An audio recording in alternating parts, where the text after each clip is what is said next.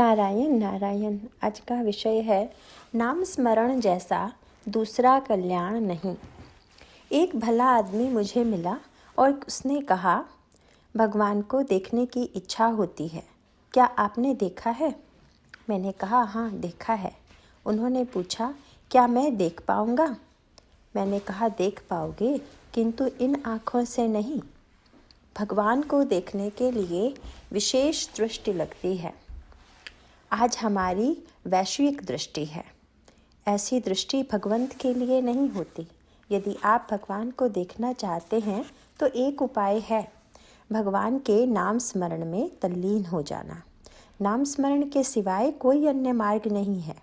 यही उपाय मैं सबको कहता हूँ। तदनुसार आचरण करना बहुत ज़रूरी है। ऐसा क्यों किया जाए? यह समझने के लिए कि मैं सही रास्ते से जा रहा हूँ या नहीं। किंतु केवल मेरा कहना सुन लिया और छोड़ दिया तो सफलता नहीं मिलेगी। मेरे कहने के अनुसार कृति करोगे तो बात सधेगी। इसलिए प्रत्यक्ष कृति करो, आचरण करो। जितना आचरण में लाओगे उतनी ही सफलता मिलेगी। इसलिए सबको नाम स्मरण करना चाहिए। कल्याण के लिए नाम स्मरण जैसा दूसरा कोई उपाय नहीं है। नाम स्मरण सहज स्वभाव से अपने पास है। वह अत्यंत उपाधि रहित है। वह किसी पर भी अवलंबित नहीं है। इन गुणों से युक्त यदि कुछ है तो केवल नाम स्मरण ही है। अतः शुद्ध आचरण, शुद्ध भाव से जो नाम स्मरण करेगा उसका भगवान राम कल्याण ही करेगा। जो गुरु कहता है उसे सत्य माना जाए। किसी एक मार्ग से 100 कदम चलने पर यदि गुरु कहता है कि खजाना मिलेगा तो दूसरे मार्ग से 200 कदम चलने पर भी क्या उपयोग होगा? यदि तुम कहते हो कि मुझे साक्षात्कार हो तो प्रत्यक्ष बोलने वाले, चलने वाले सद्गुरु पर विश्वास रखना चाहिए।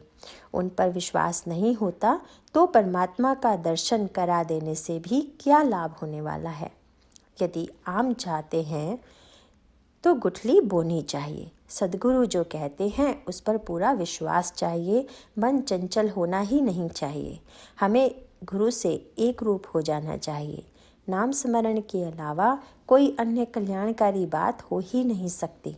यदि तुम्हारी यह भावना है कि नाम स्मरण करने से मेरे परिवार में बीमार आदमी है वह व्याधि मुक्त हो जाए तो क्या यह तुम्हारी वैश्विक भावना नहीं हुई? व्याधि मुक्त होने पर जैसे हम बोतल से दवा फेंक देते हैं वैसे ही हमारी आवश्यकता पूरी होने पर हम भगवान को भूल जाते हैं। जब तुम किसी इच्छा पूर्ति की कामना करते हो तो साफ है कि तुम्हारी साधना में कुछ दोष है। जब हम सद्गुरु पर पूरा भरोसा रखते हैं तो सुख दुख का कोई असर नहीं होता।